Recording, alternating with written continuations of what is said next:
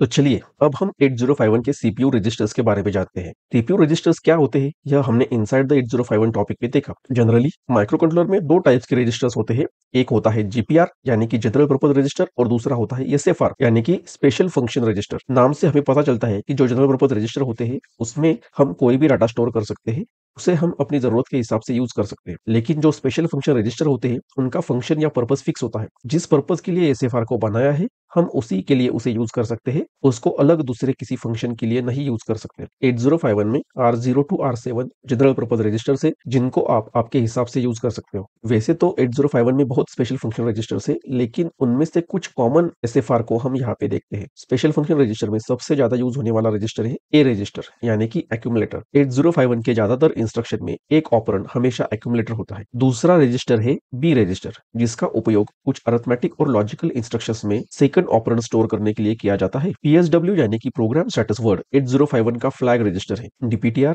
यानी कि data pointer register internal और एक्सटर्नल मेमोरी से डाटा रीड करते टाइम मेमोरी लोकेशन को पॉइंट आउट करने के लिए यूज किया जाता है। और पीसी यानी कि program counter use to point out address of next instruction to be executed, जिसका यूज हमने inside the micro controller topic में देखा। 8051 की सभी एसएफआर में से सिर्फ डीपीटीआर और प्रोग्राम काउंटर 16 बिट रजिस्टर से, बाकी सब 8 बिट रजिस्टर से। हर माइक्रो कंट्रोलर में एक फ्लैग रजिस्टर होता है जिसमें अलग अलग कंडीशंस के लिए फ्लैग्स होते हैं। 8051 का फ्लैग रजिस्टर होता है प्रोग्राम स्टेटस वर्ड जो 8 बिट रजिस्टर है। इसमें टोटल 6 फ्लैग्स होते हैं। उसमें 4 कंडीशनल फ्लैग्स होते हैं, पैरिटी, ओवरफ्लो, ऑक्सिलरी कैरी और कैरी फ्लैग। इसके अलावा दो यूजर डिफाइंड फ्लैग्स होते हैं, बिट 1 और 5, जिसे यूजर अपनी जरूरत के हिसाब से यूज कर सकता है। पीएसडब्ल्यू में दो और बिट्स होते हैं, RS1 एंड RS0, जिन्हें रैम मेमोरी में रजिस्टर बैंक सिलेक्शन के लिए यूज किया जाता है, जिसको हम अगले टॉपिक में डिटेल में देखेंगे। जब 8 बिट डाटा में D7 बिट से आउटवर्ड कैरी जनरेट होती है तब कैरी फ्लैग सेट होता है, अदरवाइज कैरी फ्लैग क्लियर होता है।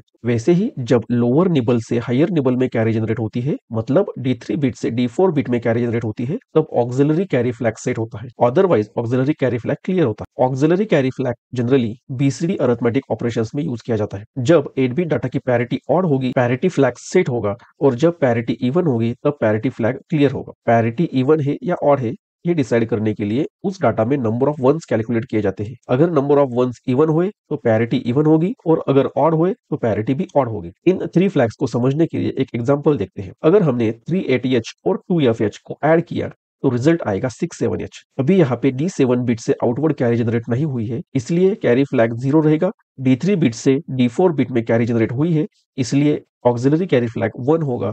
और इस रिजल्ट में नंबर ऑफ वंस 5 है, 5 ऑड नंबर है, इसलिए पैरिटी भी ऑड होगी, यानी कि पैरिटी बिट 1 होगा। इसके बाद आता है ओवरफ्लो फ्लैग, जो साइन नंबर अरिथमेटिक ऑपरेशंस में यूज किया जाता है। 8 बिट अनसाइन नंबर जो होता है उसमें ऑल 8 बिट्स मैग्नीट्यूड रिप्रेजेंट करते हैं, लेकिन 8 बिट साइन नंबर जो होता है उसमें 7 बिट्स मैग्नीट्यूड रिप्रेजेंट करते हैं, और D7 बिट साइन बिट का काम करता है। मतलब अगर D7 बिट 0 है तो उस नंबर का साइन होगा पॉजिटिव, और अगर D7 बिट 1 है तो उस नंबर का साइन होगा नेगेटिव। दो साइन नंबर्स ऐड करते टाइम अगर आपका रिजल्ट उस रजिस्टर के लिए बहुत बड़ा हुआ तो ओवरफ्लो होता है, और जब ओवरफ्लो होता है तब रिजल्ट भी इनकरेक्ट होता है, इसलिए प्रोग्रामर को इस बात का ध्यान रखना पड़ता है। साइन नंबर अरिथमेटिक ऑपरेशंस में ओवरफ्लो फ्लैग सेट होता है जब D6 बिट से D7 बिट में कैरी जनरेट होती है, लेकिन D7 बिट से आउटवर्ड कैरी जनरेट नहीं होती, और जब D7 बिट से आउटवर्ड कैरी जनरेट होती है लेकिन D6 बिट से D7 बिट में कैरी जनरेट नहीं होती। इसको समझने के लिए हम एक एग्जांपल देखते हैं। अगर हमने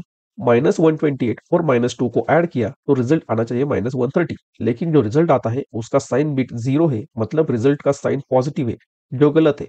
और रिजल्ट का मैग्नीट्यूड हम कैलकुलेट करें तो आता है 126, तो इसका मतलब रिजल्ट गलत आ रहा है। अगर हम देखें तो यहाँ पे D7 बिट से आउटवर्ड कैरी जनरेट हुई, लेकिन D6 बिट से D7 बिट में कैरी जनरेट नहीं हुई, इसलिए ओवरफ्लो हुआ और ओवरफ्लो बिट 1 हुआ। इसलिए हर टाइम साइन नंबर पे अरिथमेटिक ऑपरेशंस करते टाइम ओवरफ्लो फ्लैग जरूर चेक करना चाहिए, क्योंकि उससे रिजल्ट करेक्ट है या इनकरेक्ट यह पता चलेगा। इस वीडियो से 8051 माइक्रो कंट्रोलर के बारे में जरूर आपको अच्छी जानकारी मिली होगी। इसके नेक्स्ट पार्ट में हम और टॉपिक्स को कवर करेंगे।